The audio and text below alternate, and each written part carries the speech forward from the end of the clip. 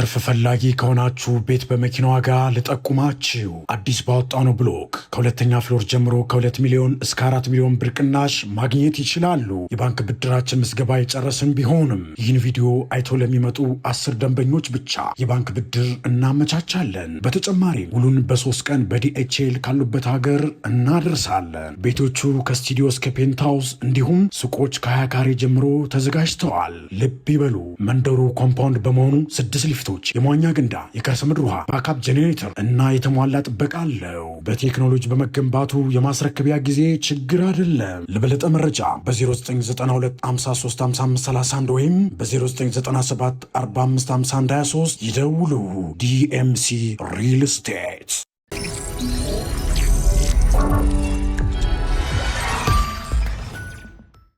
ይህ አዋዜ አስቸኳይ ነው።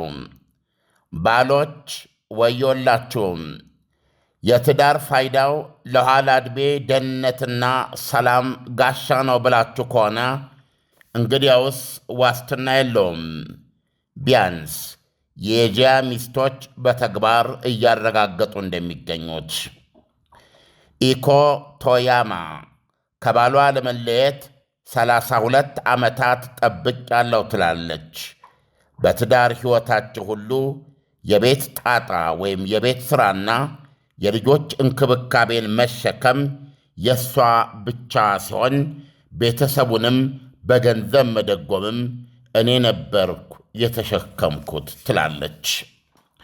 ባሏ ግን ከማኅበራዊ ሕይወቴ እስከ ሙያ ፍላጎቴ ድረስ ሁሉንም አንቆ ለመያዝ በመፈለጉ ወጥመድ ውስጥ እንዳሳለፍኩ ይሰማኛል። ተጎሳቁዬ ነው የኖርኩት ትላለች። 60ኛ ዓመቷ ላይ ግን ሁሉም ነገር ተለወጠ አለች። ልጆቿ በራሳቸው ክንፍ ስለበረሩ እሷ ነፃ ወጣች።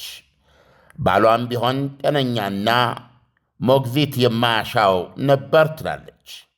ይህን ጊዜ ትልቅ የዕድል መስኮት ወለል ብሎ እንደተከፈተ ሳውቅ ዘልዬ ወጣው በፍቺ ትላለች። ከፍቺ በኋላ ደስታ በደስታ ሆንኩ። ፍቃድና ስሜቴ ያ ነበር። በጣም ደስተኛ ከመሆን የተነሳ ሁሉንም ቦታ እያካለልኩ ማዳረስ ፈለግኩ ብላለች። የዘገባው ምንጭ ሲኤንኤን እንዲህ አይነት ታሪኮች በጃፓን ብቻ ሳይሆን በመላው ዓለም እየበዙና እየናኙ ነው ይላል። ግሬይ ዲቮርስስ ተብለው የሚጠሩት እነዚህ በሚስቶች ውሳኔ የሚከናወኑ ፍቺዎች ጥንዶች ዕድሜያቸው 50ና ከዚያ በላይ ሲደርስ የሚፈጸሙ ናቸው። ነገርየው አሜሪካ ውስጥም እጅጉን ደርቷል፣ በሌሎች አገራትም ይላል ዘገባው። እንደ ኤሽያ ግን አልተፋፋመም። ኤሽያኖች ደግሞ ረጅም ዕድሜ ነዋሪዎች ናቸው በአብዛኛው ይላል። በደቡብ ኮሪያ፣ በጃፓን፣ በቻይናዋ ሆንግ ኮንግና እንዲሁም በራሷ በዋናዋ ቻይና እንዲሁም በታይዋን በወሊድ ማነስ እና በሸበቶች መብዛት የተነሳ የተፈጠሩትን ምስቅልቅል ሁነቶችን እየተፋለሙ ነው የሚገኙት። ይህ ግራጫ ፍቺ የተባለው ማዕበል በሴቶች የሚገፋ ነው። በወግ አጥባቂ ማኅበረሰባቸው ሴትነታቸውን በተቆጣጠረው ወግ አጥባቂ ባህልና ልማድ የተነሳና ልፋታም ያሉ እንደሆነ የሚከተለው የሕግ የገንዘብና ማኅበራዊ እክሎች ጨቁኖ እንዳኖራቸው ያስባሉ። አሁን ግን ያ እየተቀየረ ነው። አሁን ለምሳሌ ይላል ዘገባው፣ ለምሳሌ በጃፓን በ2024 ፍቺ ከጠየቁና ካገኙ ባልና ሚስቶች ውስጥ ሴቶች ከወንዶች እጥፍ ናቸው። ጎበዝ ባሎች እየተፈቱ ነው። በ1960ዎቹና 70ዎቹ በኢትዮጵያ 50ዎቹና 60ዎቹ ወግና ሥርዓት ውስጥ ላደገችው ጃፓናዊቷ ቶያማ ፍቺ የማይታሰብ ነገር ነበረ። ተፈጽሞ ሲገኝም ማኅበረሰቡ እቺ ጋለሞታ እቺ መስገርት ይላትና ያነውራትም ነበር። ያን ጊዜ ለኖሮች ሴት ተፈታች ማለት ሕይወቷ ከተሜ ማለት ያክል ነበር ይላሉ ሳንጊው ፓርክ በአሜሪካ ካንሳስ ዋሽበርን ዩኒቨርሲቲ የማኅበራዊ ሳይንስ ተባባሪ ፕሮፌሰር ናቸው። በ2023 በፈረንጅ በደቡብ ኮሪያ የአዛውንትነት ዘመን ፍቺዎች ላይ ጥናት ያቀረቡ ወይም የጻፉ ናቸው። ያ ሁሉ ከ20ኛው ክፍለ ዘመን አጋማሽ በኋላ ተቀየረ። ምክንያቱም ሴቶች ከማጀት ወደ አደባባይ ወጥተው በገፍ ሥራ ተቀጠሩ፣ በከፍተኛ ትምህርትም ተካኑ። በተለይም ጂን ሴክስ ጄኔሬሽን ኤክስ ትውልድ ኤክስ 50 ዕድሜያቸው ውስጥ መግባት በጀመሩበት ያለፈው 10 ዓመት ውስጥ ይላል ዘገባው። ጄኔሬሽን ኤክስ ወይም ትውልድ ኤክስ የሚሉት በፈረንጅ ከ1965 እስከ 80 ባሉት ዓመታት የተወለዱትን ነው። በጦቢያ ከ1958 እስከ 1972 መካከል ያሉ ትውልዶች ማለት ነው። በ58 የተወለደ ለምሳሌ አሁን 60 ዓመቱ ሲሆን በ72 የተወለደ ደግሞ 46 ዓመት ነው። ወደ 50 እየገባ ማለት ነው። ስሌቱ እንደ ኤጂያኖች ይስራ አይስራ የእኛ ማኅበራዊ ሳይንቲስቶች ይጨነቁበት። በኤሽያ ግን ምህኛቱ የሉላዊነት ሕይወት ተቋዳሽ በሆናቸው ነው። የአሜሪካ ቴሌቪዥንና ፊልሞች ገቡ። ፖፕ ካልቸር የሚሰኘው ማይክል ጃክሰናዊነትና ቢዮንሴነት እነሱም ውስጥ ሰረጸ። የአሜሪካ እንደ ዝንጀሮ መጀመሪያ መቀመጫዬን ወይም በራሳቸው ጥሬ ቃል ከባሌ በፊት ግሌ የራስነት ምርጫ ሰደድ አጥለቀለቃቸው። የኤሽያኖች ቤተሰባዊ ግዴታን የሚያስቀድመው ባህላቸው ወይም ቤተሰባዊ ኃላፊነትን የማስቀደም ባህላቸውም እኔ ለራሴ በራሴ ነፍሴ በሚል ራስወታዊነት እየተተካ መጣ። በዚህ እሳቤ ላይ ሴትና ወንድ በሥራ ገበታም ሆነ በትምህርት ገበታ እኩል ሲካፈሉና ተቀጥረውም ገንዘብ ባውንድ ለየብቻቸው ሲቆጥሩ ፍቺ የጋብቻን ያህል ምናልባትም በበለጠ የተቀደሰ እየሆነ መጣ። ባለፈው ዓመት ብቻ በደቡብ ኮሪያ ከተካሄደው የፍቺ ዝርዝር ውስጥ የሚበልጠው ከ30 ዓመታት በላይ በትዳር ውስጥ የኖሩ ጥንዶች ሆነው ተገኝተዋል። ከጋብቻቸው 5 ዓመት መድረስ በፊት ከተፋቱት ይልቅ ከትዳራቸው 30ና ከዚያ በላይ ያደረጉ ጥንዶች ፍቺ ለመጀመሪያ ጊዜ በልጦ ተገኝቷል። በታይላንድም የመንግሥት ዳታ የመሰከረው ይህንን ነው። በቻይናም በሆንግ ኮንግም እንደዚሁ። የአንጋፋ ባለትዳሮች ፍቺ የዛሬ 30 ዓመት ከነበረው ብታምኑም ባታምኑም አሁን በእጥፍ አድጓል። የገንዘብ ማሻሻያዎችም አስተዋጽኦ አላቸው። በደቡብ ኮሪያ ለምሳሌ ሚስቶች የቤቱን ሥራና ልጅ ማሳደጉን ችለው በመኖራቸው ባል ወጥቶ ሰርቶ መግባት በመቻሉ በጡረታ ዕድሜው ከመሥሪያ ቤቱ የሚቆረጥለት የጡረታ ደሞዝ ገሚሱ የሚስቲቱ ይሆናል ከተፋቱ። ጃፓንም ሕጉን በ2007 በሀገሯ አስተዋውቃለች። መዘዘኛዋ ቶያማ እንደምትለው የፍቺው ፍላጎት ሰልጠን ያሉት በትምህርት የቀለጠፉትና ሰርተው ሳንቲም የመነዘሩት ሴቶች ብቻ አይደለም። ኧረ ወደ ታችም ድሆች ውስጥ ይሄ ፍላጎት አለ። ችግሩ ከተፋቱ በኋላ አቺ ሳንቲሟ ከየት ትመጣለች የምትለዋ ነው እንጂ ያ ፍላጎት እነሱም ጋር አለ ትላለች። ፍቺ ነፃ ወጣኝ የምትለው ቶያማ ልጆቿ 2 ወንዶች ነበሩ። ሴት ልጅ ኖራኝ ቢሆን ኖሮ አለች ሁሌም የፈለገው ይምጣ ሥራሽን እንዳትይ እያልኩ እመክራት ነበር ብላለች። ፍቺ አሁን ውድቀት ሳይሆን ልቀት ሆኗል። የኑሮና የጤና ሁኔታ የፈቀደላቸውን 20ና 30 ዓመታት የኤዥያ ሴቶች ኩንስንስ ብለን እንኖርበታለን እንጂ በደስታ ቢስና በማያረካ ጋብቻ ውስጥ አንጨቦድም እያሉ ናቸው። ፍቺ ያሉ እነዚህ ወይዛዝርት የአዲስ ምዕራፍ መጀመሪያ አዲስነት።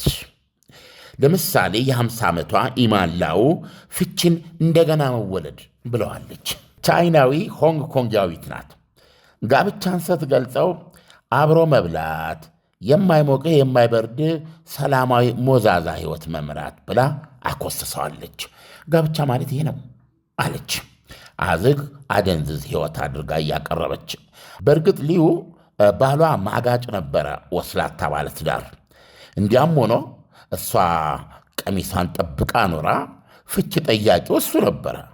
እንደውም አለች በምሳሌ ሲገልጸኝ አለች ወሮ በላ በሩ የተከፈተ ጎጆ ቤት ውስጥ ተቀምጣ መብረር እምቢኝ አለች ወፍ ብሎ ነበር የገለጸኝ ትላለች።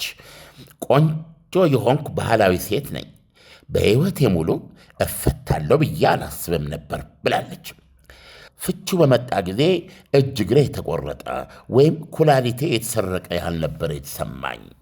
የፍቹ ልብዳ የመጣብኝ ከ14 ዓመት ጋብቻ በኋላ ነበር ትላለች። አሁን ልብ ስል ግን በ14 ዓመታት ውስጥ ጋብቻው ሕይወቴ ውስጥ ራስነቴን አጥቻለሁ። በእሱ ዛቢያ ብቻ የምትሽከረከር አድርጎ ስለገዛኝ ጓደኞቼንና ፍላጎቶቼን ሁሉ እርም እንድል አድርጎኛል። አሁን እኔም ሕይወቴ ተቀየረ ትላለች። ፒያኖ ለመድኩ፣ ጃዝ ወደድኩ፣ ውጭ አበዛው፣ ዋኘው፣ የእግር ጉዞ አፈቀርኩ፣ አውሮፓን በጉብኝት አካለልኩ፣ የመዝናኛ መዳረሻ ፎቶግራፎቼን የአፓርትመንት ውድ ግድግዳዎቼ ላይ ሰቀልኩ ትላለች። የሲሲሊና የጊዮርጊያ ጉብኝቴን ደስታ እንዲያስታውስም ብዬ ደረደርኳቸው አለች ፎቶዎቿን። እንዲህ ከራስ ጋር መኖር ይህን ያክል ያስደስት ነበር አላወቅኩም ነበር ብላለች። ዋናዋ ባለታሪካችን ጃፓናዊቷ ቶያማ የ63 ዓመት ሴት ናት። እሷን ብትሆን አሁን ከፍቺ በኋላ ሕይወቴ ያጋተች ጥገት ነኝ ያሰኘኛል ትላለች። ሕይወት ያጋተች ማለቷ ነው። ፉል ኦፍ ላይፍ የሚሰማኝ የሕይወት ሙሉነት ነው ትላለች። እሷም ቲክቶክ ላይ ትወጣለች። በመልእክት አፕ አማካኝነት ምክር ትለግሳለች። የጋብቻ ኤጀንሲና የቀጥታ ስርጭት ሁነቶችን የሚያዘጋጅ ኩባንያ ለመክፈትም እየሰራች ነው። ኢሳያስ፣ በዘገባው ምንድነው የተሰማ? ዓለም እጅግ በጣም የሚገርም ነው። እንደዚህ አይነት አመለካከትና አስተሳሰብ ከዓለም ጫፍ ወደ ዓለም ጫፍ ለመራባት ጊዜ ራሱ የሚወስድ አይመስልም እና ዓለም በማምሻ ዕድሜ ትዳር እየፈቱ እንደዚህ ዘና ፈታ ማለት ከተጀመረ እጅግ በጣም ከባድ ነው። አዲስ ዓመት አዲስ ነገር ከሌለው ምንን አዲስ ዓመት ሆነ? ሁልጊዜም እንደምንለው ከደንበኞቻችን የምንፈልገው እርካታን ብቻ ነው እንላለን። ለአዲሱ ዓመት ደግሞ ከእርካታ ጋር ታላቅ ደስታን ጨመርንበት። ሽልማት እንደ ሁልጊዜው የወደዱትን አዘው ከወዳጆቹና ከቤተሰቦ ጋር ውብ ጊዜን እያሳለፉ 250 ድርሃምና ከዛ በላይ ተጠቃሚ ሲሆኑ የዕጣው ተሳታፊ ይሆናሉ። ኩፖኑ ላይ ስምና አድራሻውን ሞልተው በተቀመጠው ሳጥን ውስጥ ይከታሉ። ኦንላይን ለምታዙ ደንበኞቻችን ትዕዛዙ ከ250ና ከዛ በላይ ከሆነ ኩፖን አብረን የምንልክ ሲሆን ሞልተው በዱከም ሬስቶራንት በሚገኘው ሳጥን ማስገባቱን አይዘንጉ። ዕጣው የሚወጣው የአይፎን 17 ፕሮማክሱ ኦገስት 8 ሲሆን BYD ሶንግ ፕላስ ብራንድ ኒው መኪና ደግሞ ሴፕቴምበር 12 ይሆናል። የዱባይ ኢኮኖሚ ዲፓርትመንት ፍቃድ የሰጠው የመንግሥት አካል በተገኘበት ዕጣው የሚወጣ ሲሆን በዱከም የሶሻል ሚዲያ ገጾች ላይ በቀጥታ የሚተላለፍ ይሆናል። አይተው ነክተው ዳሰው የመጀመሪያውን ሰልፊ ተነስተው ዕድልዎን ያሳምሩ። በዕጣው ተሳታፊ ለመሆን 250 ድርሃም ወይም ከዚያ በላይ ተጠቃሚ መሆን፣ ለእያንዳንዱ 250 ድርሃም አንድ ኩፖን ይቀበሉ። የኩፖን ብዛት ገደብ የለውም። ብዙ ሲጠቀሙ ብዙ ዕድል ያገኛሉ። ሕግና ደንቦች ተፈጻሚ ይሆናሉ። ምግብ በልተው መኪና የሚሸለሙ ከሆነ ከዱከም ውጭ የት ይመገባሉ? ለሁሉም ውድ ደንበኞቻችን መልካም ዕድል እንመኛለን። ዱካም ዱባይ። አዎ እንግዲህ አንደኛ ያው እቺ 20-30 ዕድሜ የሚሉ ጥሩ ነዋሪ ስትሆን ጥሩ ኢኮኖሚ ሲኖር፣ አሁን ጃፓኖች ያሉበትን እምርታ ታውቀዋለህ መቼም። ቻይናዎቹ ወደ 800 ሚሊዮን ሕዝብ ከድህነት ስርቻ አውጥተን ደልዳላ ሕይወት ላይ አስቀመጥ ነው ሲሉ ራሱን መመገብ የሚችል ጥሩ መኖሪያ ቤት፣ የጸዳ ሁኔታ ላይ የሚኖር ጥሩ ሕክምና ማግኘት ማለት ነው። ስለዚህ ለወትሮ 50ና 60 ዓመት ላይ ክልትዊል የነበረ ዜጎቻቸው አሁን 80ም 90ም ይደርሳሉ ማለት ነው። ስለዚህ ለወትሮ የህይወታቸው የመጨረሻ ፌርማታ የነበረው ዕድሜ 50ና 60 ዓመት አሁን ለቆ በእሱ ላይ እንግዲህ 20-30 ዓመት ጨምሮላቸዋል ማለት ነው። እና ያንን 30 ዓመት ነው ሴቶቹ እየተኩነሰነስን ነው የሚሉት። እና እንደሰማው ጋብቻ የቀደመ መጽሐፍ ቅዱሳዊ ፋይዳውን እያጣን ይመስለኝ። ምንድነው አሁን ጥንዶች ወደ ጋብቻ መቅደስ ሲገቡ ቄሱ ምንድን የሚያማምሏቸው? ዓለም ጋብቻ ክቡር ነው። ካህናቶቹም ለምሳሌ የሚሉት ላልፈታሽ በዕድሜ ዘመን ሁሉ አብሬህ ልኖር አብሬሽ ልትኖሪ፣ በበሽታ በደስታ በሐዘን ጊዜ ሁሉ ከጎንህ ላትለይ እስከ ዕድሜ ፍጻሜ ድረስ አብሬህ ልኖር ቃል ገብቻለሁ። ቃል በቃል ባልለው እንኳን ሐሳቡ ሙሉ በሙሉ ይሄ ነዋል። አይ በትክክል ገብቶኝ እንደሆነ ከፍቅር እስከ አፈር ነው። አዎ ያው መጨረሻ ላይ አፈር ነንና በጣም ደስ በሚል መልኩን የገለጽከው ዓለም። አዎ እንደው በዚህ አጋጣሚ እኔም አንዳንድ እንደው ማህበራዊ ሳይንቲስቶቻችንን እስቲ እንዲህ አይነት ጥናቶች አድርጉ ማለቱ ጥሩ ነው ይመስለኝ ኢሳያስ። ምክንያቱም ብዙ ባለሀብቶች አሉ፣ ድርጅቶች አሉና በዚህ በዩኒቨርሲቲ ደረጃ በዚህ ያሉ ሰዎች ለጥናታቸው የሚሆን ገዛ አላቅም፣ ዩኒቨርሲቲያቸው የሰጣቸው እንደሆነ አላቅም፣ ወይም ሌላ የገቢ ምንጭ እንዳላቸው አለ። ብቻ በማንኛውም መንገድ ቢያካሂዱ አይን ገላጭ ነው የሚሆነው። ራሱ ምን እንደሆነ ታውቃለህ? አሁን ሰርግ ላይ ድሮ ማቃቸው እኔ በልጅነቴ የሚዘፈኑ የሰርግ ዘፈኖች አሁንም ሲዘፈኑ ሰማለሁ። ያው ዘፋኞቹ እነዚህ ዘመናዊ ዘፋኞች ሆኑና አንዳንድ ግጥሙን ሳይቀዩት ይዘፍኑታል። አይዞሽ ሙሽሪት አይበልሽ ቅር ሁሉም ያገባል በየወረፋ እንደዚህ የሚል ነገር አሁንም ሲዘፈን ስሰማ ሁሉም ያገባል በየወረፋ ስል ማለት ድሮ አንዲት ስታገባ በእኔ ዕድሜ እንግዲህ አንተ ደርሰበት እንደሆነ አላውቅም፣ ልጃገረድ ሆና ነው የምታገባው። አዲስ አበባ ነው የማወራ፣ ገጠር አለ የማወራ። ልጃገረድ ሆና ነው የምታገባው። ከጋብቻዋ በፊት ከቤት ውጭ አድራ አታውቅም፣ አይታሰብም። አይደለም ሴቷ ወንዱ። አሁን ግን ተመልከት፣ ከጋብቻው በፊት ዱባይ 4 ዓመት ሌላ ቦታ ደግሞ ስንት ሀገር ካለው የሰርጋቸው ላይ ግን አይዞሽ ሙሽሪት አይበልሽ ከፋ ሁሉ ሲባል አይታደስም ወይ? ይሄ ጥያቄ አለኝ ኢሳያስ። ዓለም አሁን በጣም አሪፍ ነው ያስቀመጥከው። እንደ ፈቃዳቸው ሁለቱም በፈቀዳቸው ስፍራ ሁሉ ከርመውና ኖረው ጋብቻን የመጨረሻ ዕድሜያቸው ላይ ለጋብቻ ማለቴ ነው የሚጣመሩበት ሁኔታዎች አሉ። ግን ዓለም አሁን በጣም እያስፈራ የመጣው ነገር ምንድን ነው? ግለኝነት ነው። አሁን ለምሳሌ ያየናት ሴትን ብንወስድ ልጆቿን እስክታበቃ ድረስ በእልህና በቁጣ ነፃነቷ እንደታፈነ በመቁጠር አፋኝ የትዳር አጋር አለኝ ብላ በማሰብ ልክ ልጆቿን ነፃ ካወጣች በኋላ እሷ ራሷ ነፃነቷን እንዳወጀች ነው የተናገረችው። በእርግጥ ይሄ የእሷ የግል አመለካከትና አስተሳሰብ ነው። ይሁን እንጂ አሁን በስፋት እየታየ የመጣው ግለኝነት ነው። ለምሳሌ ሴቶቹ በትዳር ውስጥ ተጨቁነናል፣ ነፃነታችንን አጥተናል የሚል አመለካከትና አስተሳሰብ አለ። ወንዶቹም ጋር እንደዚሁ አለ። አሁን ፌሚኒስት የምንለው ማለት ነው። ይሄ ከዋናው ከተፈጥሮው መሸሽ አይደለም ወይ? አሁን ብዙ ጊዜ እንደ መጽሐፍ ቅዱስ ከወሰድን የሰው ልጅ ራሱን ተክቶ ማለፍ ነው። የአደራ ልጆቹን ተንከባክቦ ማለፍ ነው።